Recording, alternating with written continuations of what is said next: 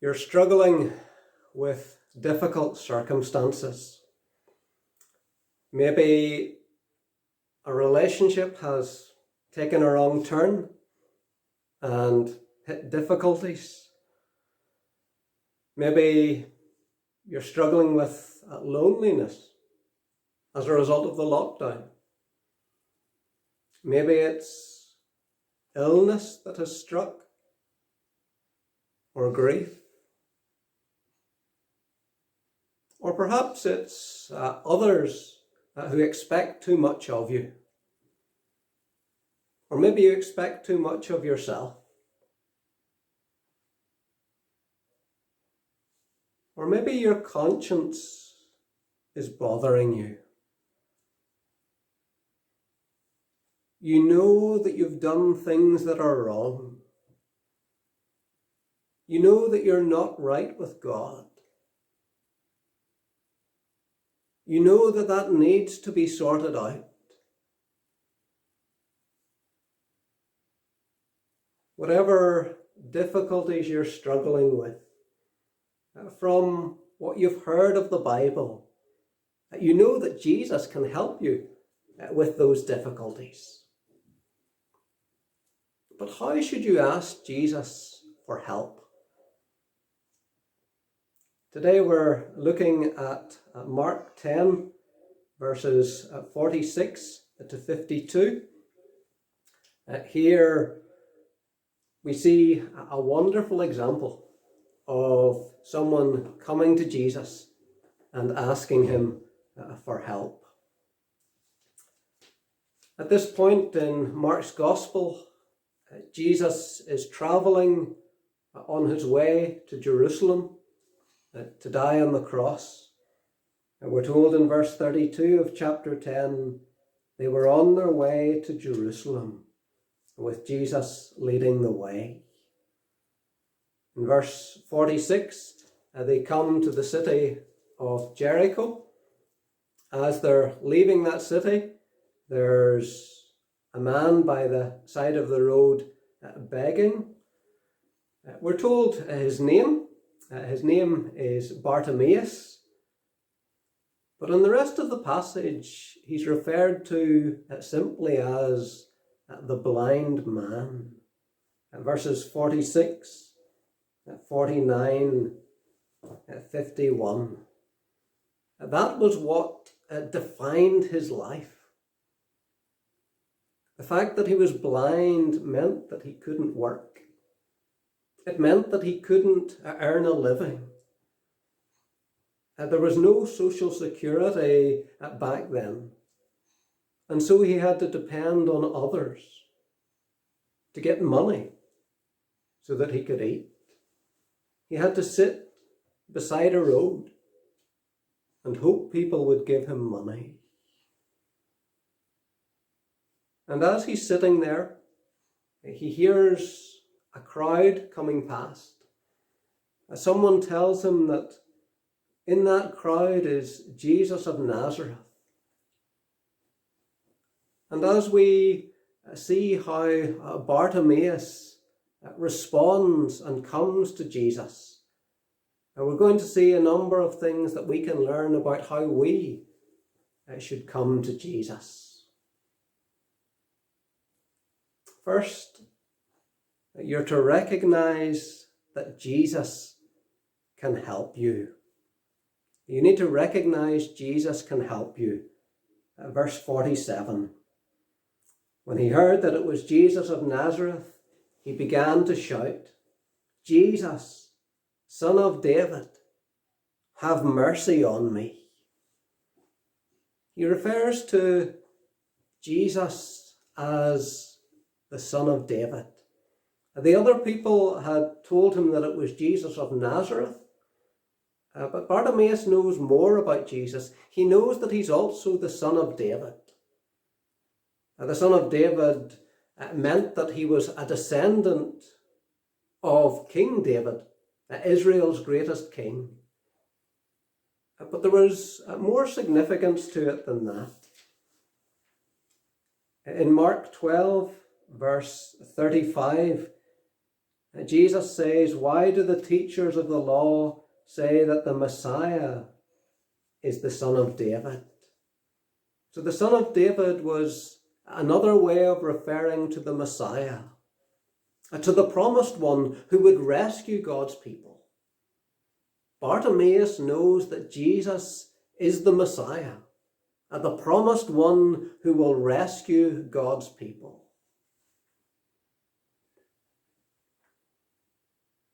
I don't know if you've seen the TV program Undercover Boss, where a high-level executive in a huge company comes and works with the ordinary workers on the floor of the factory or the shop or wherever it is. They've no idea who he is. And it's interesting to watch the interaction between them. I suppose you could say that Jesus is the boss of everything. He came to earth. He lived among ordinary people. And many of them had no idea who he was. They didn't recognize him when he was here on earth.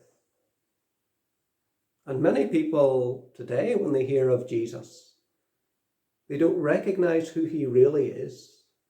They don't appreciate that he is the Messiah, the promised one who is going to rescue God's people. Do you realize who Jesus is? Do you know that he is the one God sent to save the world? That he is the Messiah?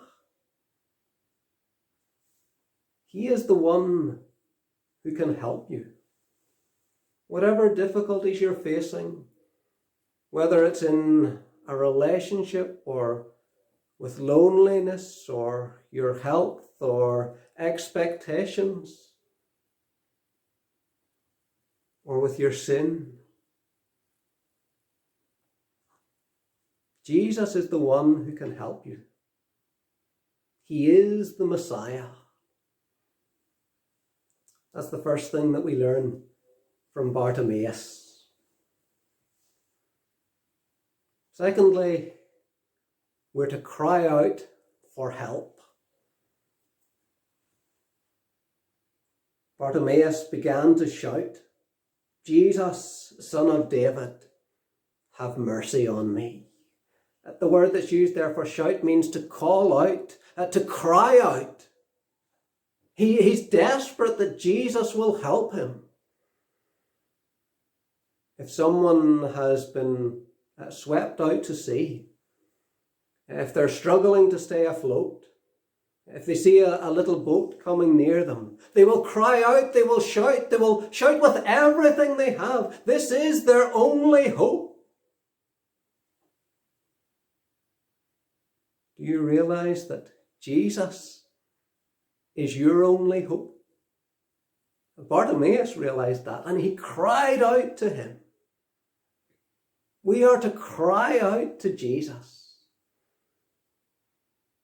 Bartimaeus cries out for mercy. He says, "Jesus, Son of David, have mercy on me." Mercy is kindness that we don't deserve.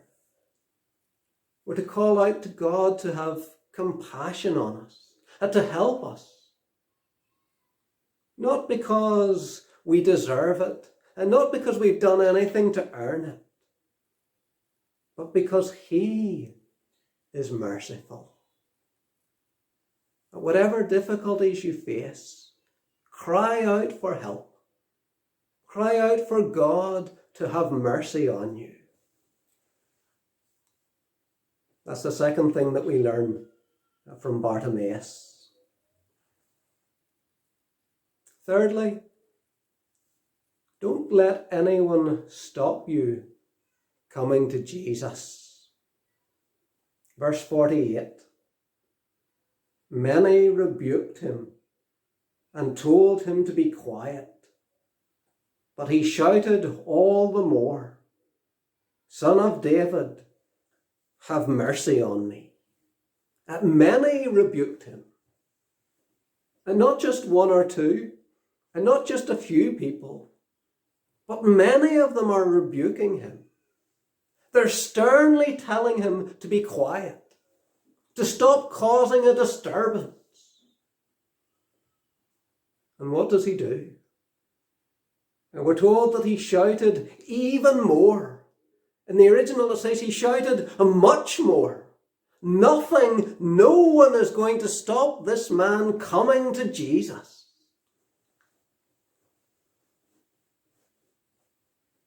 If a sports fan, a music fan, if someone who's really obsessive about their interest, is at an event where they have a chance to get their hero's autograph, no one is going to persuade them to leave while they still have a chance to get that autograph. Maybe the person who's with them will say, oh, the queue's too long, there's too many people. No matter what they say, they're not going to leave. No matter what anyone said to Bartimaeus, he was not going to give up. He wasn't going to let anyone stop him coming to Jesus. Don't let anyone stop you coming to Jesus. Don't let what your friends will think of you stop you coming to Jesus. Don't let what your family will say to you stop you coming to Jesus. Don't let anyone or anything stop you coming to Jesus.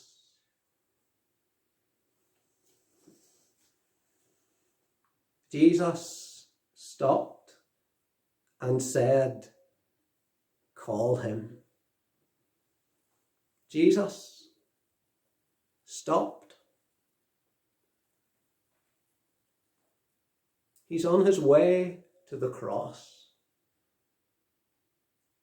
to save countless people. And he knows exactly what will happen to him there.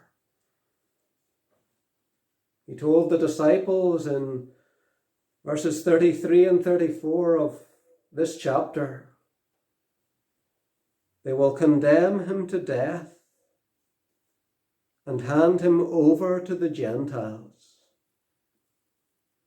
who will mock him and spit on him, flog him and kill him.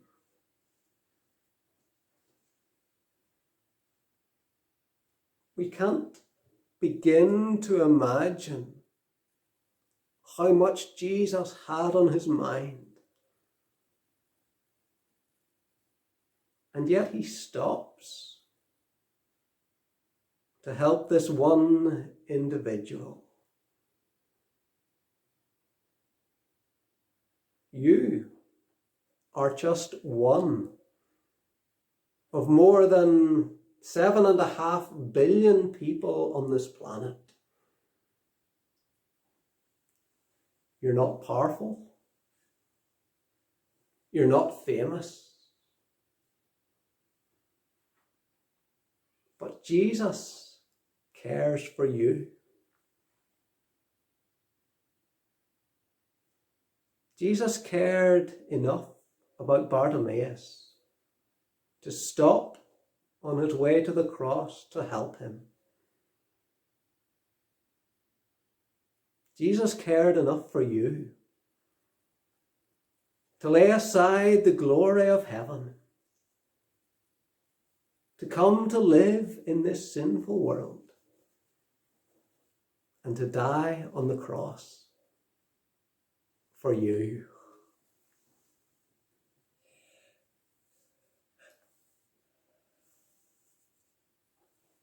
Don't let anyone stop you coming to Jesus. And the fourth thing that we can learn from Bartimaeus is that we are to put all our hope in Jesus. You see that in verse 50. Throwing his cloak aside, he jumped to his feet and came to Jesus. He's so energetic, so extremely vigorous. He throws aside his cloak His cloak provided him with warmth and dryness in the day and also in the night. And yet he throws it aside to come to Jesus. Throw aside everything else and come to Jesus. He jumps up, we're told. He jumps to his feet. He wasn't cautious, even though he was blind. When you're coming to Jesus, don't drag your feet. Don't be overly cautious. Throw aside everything, jump to your feet and come to him. Put all your hope in Jesus.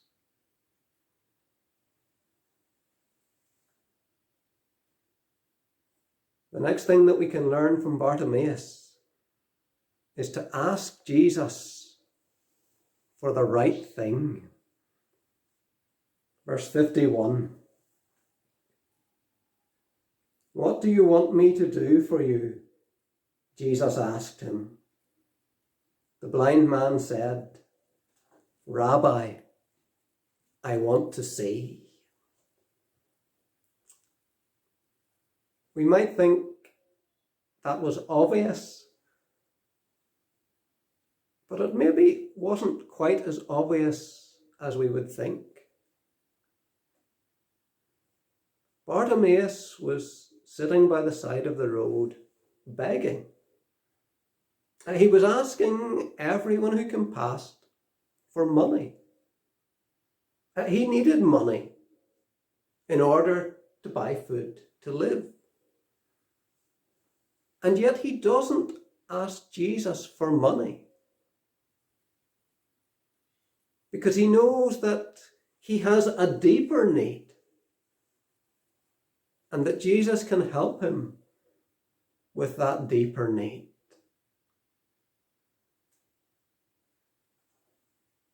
It's surprising how many people, when they come to Jesus, ask him for the wrong thing.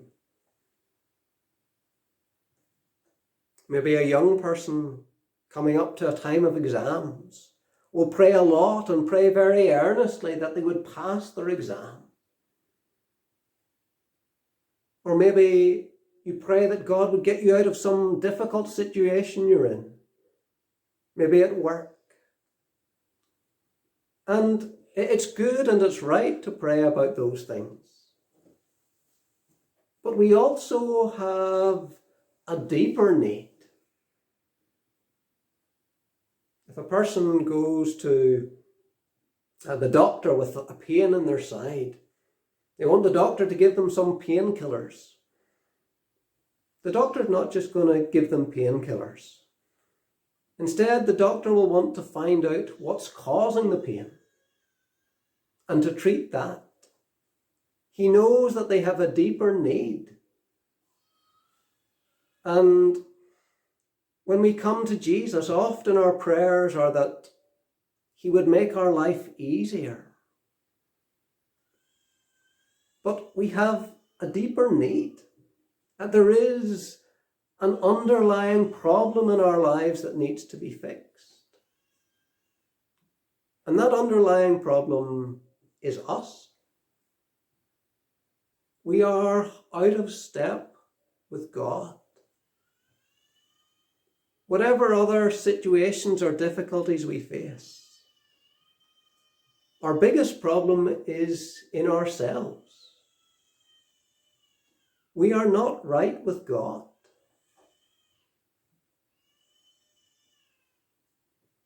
We need to come to Jesus, to ask Jesus to fix that problem. He can. He told the disciples in verse 45 that he came to give his life a ransom for many. He came to die on the cross, to pay the price, to set people free, to take our punishment, so that if we trust in him, we can be set free from that punishment. We need to ask Jesus for help with the right thing. We need to realize that we have a deeper need. We need to ask Jesus, cry out to him for mercy, for forgiveness. Ask Jesus for help with the right thing. The next thing that we can learn from Bartimaeus is to believe that Jesus will help you. Verse 52. Go, said Jesus, your faith has healed you. Faith is a recurring theme in Mark's Gospel.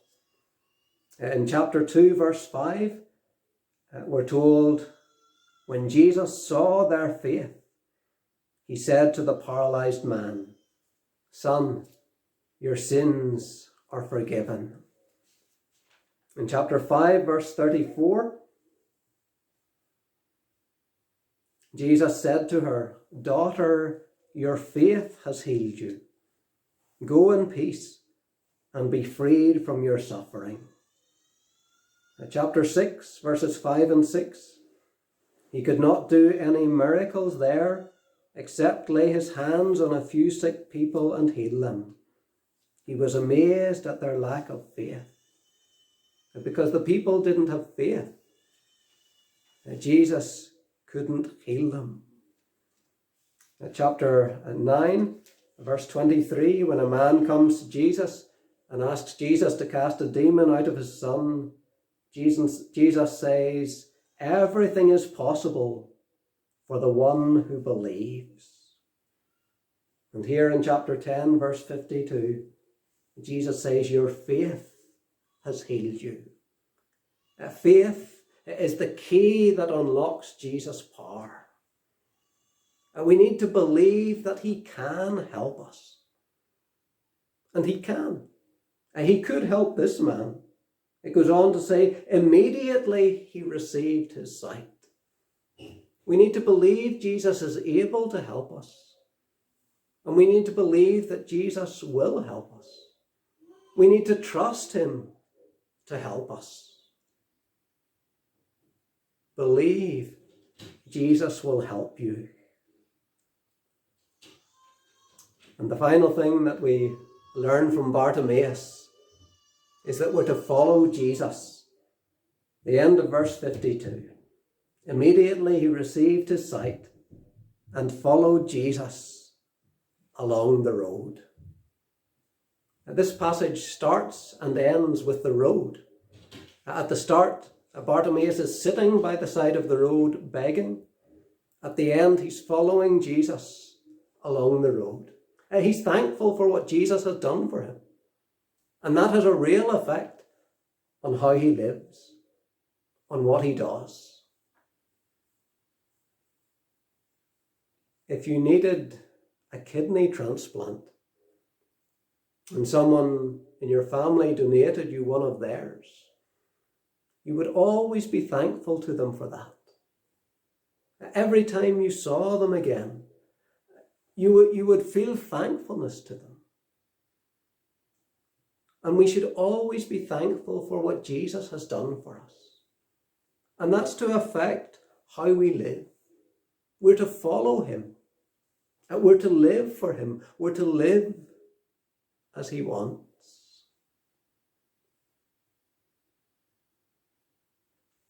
How should you ask Jesus for help? Recognize that Jesus can help you.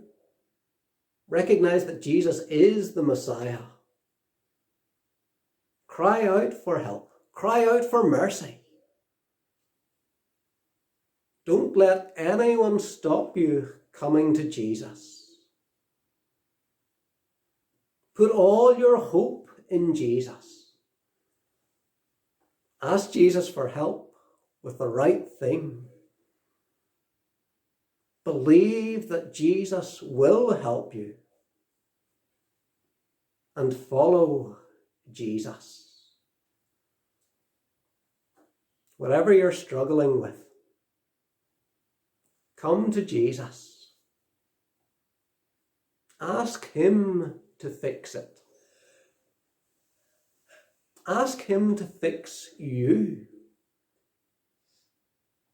And he will.